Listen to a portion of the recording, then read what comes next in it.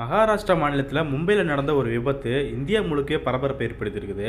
இது ஒரு சாதாரண விபத்து கிடையாதுங்க. கூட்டம் தாங்காம ரயிலில் இருந்து தவறி விழுந்து கிட்டத்தட்ட இப்போ வரைக்கும் 6 பேர் பக்கமாக உயிரிழந்திருக்கிறாங்க.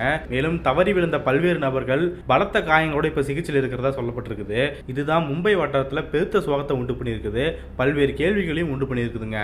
இந்தியாவிலேயே பெரிய வர்த்தக நகரமாக கருதப்படக்கூடிய மும்பை மற்றும் அந்த நகரை சுற்றி இருக்கிற தானே, புனே போன்ற நகரங்களில் தினமும் லட்சக்கணக்கான நபர்கள் வேலை பார்த்துட்டு வந்துட்டு இருக்காங்க. இவங்க எல்லாருமே தன்னுடைய போக்குவரத்துக்காக பெரும்பான்மை எதை பயன்படுத்துறாங்கன்னா, நம்ம சென்னையில் இருக்கிற மாதிரி லோக்கல் ட்ரெயின்ஸ் தான் அங்கேயும் பயன்படுத்திட்டு இருக்காங்க. இதன் காரணமா லீவ் நாளை தவிர்த்து வேலை நாட்கள் முழுக்கவே அந்த லோக்கல் ட்ரெயின்ஸ் ஃபுல்லாவே நிரம்பி வழியறத பார்க்க முடியும். குறிப்பா பீக் டைம் அப்படின்னு சொல்லப்படக்கூடிய காலையிலையும் மாலையிலையுமே படிக்கட்டில் தொங்கியபடி ஆபத்தான முறையில் தான் மக்கள் பயணம் செஞ்சுட்டு வராங்க. இந்த விபத்துக்கு முன்னாடி சோசியல் மீடியாவில் அப்பப்போ பார்க்க முடியுங்க. இந்த மும்பை ட்ரெயினில் ஏறி போறதே ஒரு கலை தான் அப்படின்னு சொல்லி நிறைய வீடியோக்கள் பதிவிடுறத பார்க்க முடியும். மேலும் பல்வேறு நபர்கள் ஒரு ட்ரெயினுக்காக ஒரே பிளாட்ஃபார்ம்ல நெருக்கி தள்ளிட்டு காத்துட்டு இருக்கிற வீடியோக்கள்லாம் வெளியாகி இருந்துச்சு. இந்த நிலைமையில தான் இன்னைக்கு காலையில மும்பை நகர்ல இருந்து தானேவில் இருக்கிற காசரா அப்படிங்கிற பகுதிக்காக ஒரு லோக்கல் ட்ரெயின் போயிருக்குது. அந்த ட்ரெயின்ல கூட்டம் நிரம்பி வளைஞ்சிருக்குதுங்க. இதோட மட்டும் இல்லாம இன்னைக்கு திங்கக்கிழமை அப்படிங்கறதால இன்னுமே அதிகமான கூட்டம் சேர்ந்து இருக்குது. எனவே ட்ரெயின்ல இடம் பத்தாம எல்லாருமே படிக்கட்டில் தொங்கி நின்று போயிருக்காங்க. அதாவது ட்ரெயினோட 2 பக்க விளிம்புலையுமே தொங்கியபடி பயணம் செஞ்சிருக்காங்க. எனவே மக்கள் எல்லாருமே ஆபத்தான நிலையில பயணம் செஞ்சுட்டு இருக்கும்போது தான் தீவா அப்படிங்கிற லோக்கல் ரயில்வே ஸ்டேஷனுக்கும் மும்ப்ரா அப்படிங்கிற ரயில்வே ஸ்டேஷனுக்கு நடுவில் இந்த ட்ரெயின் போயிட்டு இருக்கும்போது கூட்ட நெரிசல் தாங்காம அந்த ட்ரெயின்ல இருந்து எல்லாமே தவறி விழுந்திருக்காங்க. கிட்டத்தட்ட 12 பேர் தவறி விழுந்ததா சொல்றாங்க. அதுல இப்ப வரைக்குமே 6 பேர் இறந்து போயிருக்காங்க. மேலும் மீதி இருக்கிற நபர்கள் எல்லாமே மருத்துவமனையில் அனுமதிக்கப்பட்டு சிகிச்சை பெற்று வந்துட்டு இருக்காங்க அப்படின்னு சொல்லி மகாராஷ்டிரா அரசு சார்பில் சொல்லப்பட்டிருக்குது. எனவே இந்த சம்பந்தமாக மிகப்பெரிய பரபரப்பையும் சோகத்தை ஏற்படுத்தி இருக்குது. மும்பையில ரயில் பயணிகள் பாதுகாப்பாக பயணிக்க இங்க சாதகமான சூழலே இல்லை அப்படின்னு சொல்லி எதிர்கட்சிகள் எல்லாம் குற்றம் சாட்டுறாங்க. இதை தாண்டி பார்க்கும்போது இன்னொரு தகவலுமே வெளியாகி அதிர்ச்சி ஏற்படுத்தி இருக்குதுங்க. அதாவது கூட்டம் தாங்காம தான் மக்கள் தவறி கீழே விழுந்துட்டாங்க அப்படின்னு சொல்லி முதல்ல சொல்லப்பட்டது. ஆனா இந்த விபத்தை பத்தி ஒரு ரயில்வே அதிகாரி பேட்டி கொடுக்கும்போது அவரு இன்னொரு தகவலையும் சொல்றாருங்க. அதாவது இந்த ட்ரெயின் கூட்டமா போயிட்டு இருக்கும்போது எதிர்த்தாப்புல ஒரு ட்ரெயின் வந்திருக்குது அப்படின்னும், இந்த 2 ட்ரெயினுமே ஒரு வளைவுல வளையும் போது அந்த ட்ரெயின்ல இருக்கிற மக்களும் இந்த ட்ரெயின்ல இருக்கிற மக்களும் மோதி தான் இந்த விபத்து ஏற்பட்டு மக்கள் தவறி கீழே விழுந்திருக்கிறாங்க அப்படின்னு சொல்லி பேட்டி கொடுத்திருக்காரு. எனவே இதுவும் தான் அந்த விபத்துக்கு காரணம் அப்படின்னு சொல்லி சொல்றாங்க. எனவே இந்த சம்பவத்தை ஒரு பேசஞ்சர் பதிவு பண்ணியிருக்கிறார் அப்படின்னு இந்த ரயில்வே அதிகாரி பேட்டி கொடுத்திருக்காரு. எனவே கூட்டம் தாங்க முடியாம கீழே விழுந்து இறந்துட்டாங்க அப்படின்னு சொல்றதே பெரிய சோகம்னா, எதிரில் வரக்கூடிய ட்ரெயின்ல பயணிக்கக்கூடிய மக்களும் இந்த ட்ரெயின்ல போயிட்டு இருந்த மக்களும் மோதி கீழே விழுந்திருக்காங்க அப்படிங்கிறது அங்க நிலைமை எவ்வளவு சீர்கெட்டு போயிருக்குது அப்படிங்கறது தான் காட்டுதுங்க. இத்தனைக்குமே அந்த 2 ட்ரெயினுக்கு நடுவில் 1.5 மீட்டர்ல இருந்து 2 மீட்டர் தூரம் இருக்கணும் அப்படின்னு சொல்லி இந்த ரயில்வே அதிகாரி பேட்டி கொடுத்திருக்காரு.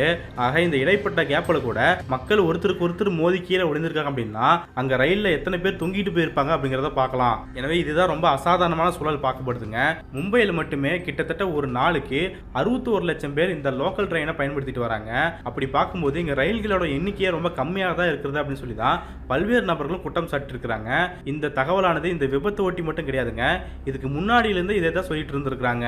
ஆனா இதை சுட்டி காட்டிய பின்னாடியும், முன்னாடியே சொன்ன மாதிரி பல்வேறு வீடியோக்களை வெளியிட்டு ரயில்வே அமைச்சகத்தை டேக் பண்ண பின்னாடியும் எந்த நடவடிக்கையுமே எடுக்கலங்க. அதன் விளைவாகத்தான் இந்த மாதிரி விபத்து ஏற்பட்டிருக்குது அப்படிங்கறத பார்க்க முடியுது. மகாராஷ்டிராவில் பெரும்பான்மையான மக்கள் ட்ரெயின்ல நம்பி இருக்கிறதுக்கு காரணம் அங்க முறையான பேருந்து வசதி இல்லாததான் அப்படின்னு சொல்லி குறிப்பிடுறாங்க. இதுவே தமிழ்நாட்டில் எடுத்துக்கிட்டோம்னா ஒவ்வொரு இடத்துக்குமே ஒரு பேருந்து வசதி இருக்கிற சமயத்துல அந்த பேருந்து கனெக்டிவிட்டி அப்படிங்கிறது மும்பை பகுதியில் பெரும்பான்மையா கிடையாது. எனவே தான் எல்லா பயணிகளுமே லோக்கல் ட்ரெயினை நம்பி இருக்க வேண்டிய அவசியம் ஏற்படுது, கட்டாயம் ஏற்படுது அப்படின்னு சொல்லி குறிப்பிடுறாங்க. எனவே இதையெல்லாம் களையணும்னா ஒன்னு பேருந்து வசதி இம்ப்ரூவ் பண்ணணும், இன்னொரு பக்கம் மக்கள் தொகைக்கு ஏற்ற மாதிரி ரயில்களோட எண்ணிக்கையை அதிகரிக்கணும் அப்படிங்கிறது தான் கோரிக்கையா மாறிட்டு வருது. எனவே நீண்ட காலமா இருக்கிற இந்த கோரிக்கையோட அவசியத்தை இப்போ இந்த மரணங்கள் உணர்த்தி இருக்கு அப்படின்னு சொல்லலாம். இனிமேலாவது கண் விழிச்சு ரயில்வே துறை அமைச்சகம் இதுக்கான சரியான நடவடிக்கை எடுக்கிறாங்களா அப்படிங்கறதெல்லாம் அவங்களுக்கு ஏதாவது வெளிச்சமா இருக்குது. ஆனா அதையெல்லாம் விட்டுட்டு இந்த விபத்தை ஒட்டி அவங்க ஒரு அறிவிப்பு வெளியிட்டு இருக்கிறாங்க. அந்த அறிவிப்புமே இப்ப விமர்சனத்துக்குரியதா மாறிட்டு வருது. இனிமே இந்த லோக்கல் ட்ரெயின்கள் ஆட்டோமேட்டிக்கா மூடக்கூடிய டோர்களை வச்சு இயக்கப்படும் அப்படின்னு சொல்லி அறிவிச்சிருக்காங்க. இது ஒரு வகையில நல்லதா பார்க்கப்பட்டாலும் கட்டுக்கடங்காத கூட்டங்களை வச்சுக்கிட்டு டோர்களை போடுறது எந்த வகையில சாத்தியம் அப்படிங்கிற கேள்வி முன்வைக்கிறாங்க. எனவே நீங்க ரயிலோட எண்ணிக்கை அதிகப்படுத்தாம இப்படி டோர் போடுறதுனால எந்தவித பலனும் ஏற்பட போறது கிடையாது அப்படின்னு சொல்லி தான் சிலர் பதிவிட்டு வராங்க. எனவே ஆட்டோமேட்டிக்கா செயல்படக்கூடிய டோர்களை போடுறதோட சேர்த்து ரயில்களுடைய எண்ணிக்கை அதிகரிக்க வேண்டும் அப்படிங்கிறது தான் இங்க முக்கியமா நம்ம பார்க்கக்கூடிய விஷயமா இருக்குதுங்க. எனவே இதெல்லாம் கருத்தில் கொண்டு இனிமே என்ன செய்ய வேண்டும், என்ன இங்க தேவைப்படுது, மக்கள் கிட்ட கருத்து கேட்கலாமா அப்படிங்கிற விஷயத்தெல்லாம் ரயில்வே துறை தான் யோசிக்கணும். அதை ரயில்வே துறை அமைச்சரான அஸ்வினி வைஷ்ணவ் அவர்கள் யோசிக்கிறாரா, இல்ல வழக்கமா எதையுமே கண்டுக்காம இருக்க போறாங்களா அப்படிங்கறதெல்லாம் பொறுத்திருந்து பார்க்கலாம். இறுதியா இந்த கோர விபத்து விபத்துல இறந்து போன மக்களுக்கு நம்முடைய அஞ்சலியை செலுத்திக்குவோம். காயம்பட்டவர்கள் மீண்டு வர வேண்டும் அப்படிங்கறதா நம்முடைய ஆசையா இருக்குதுங்க.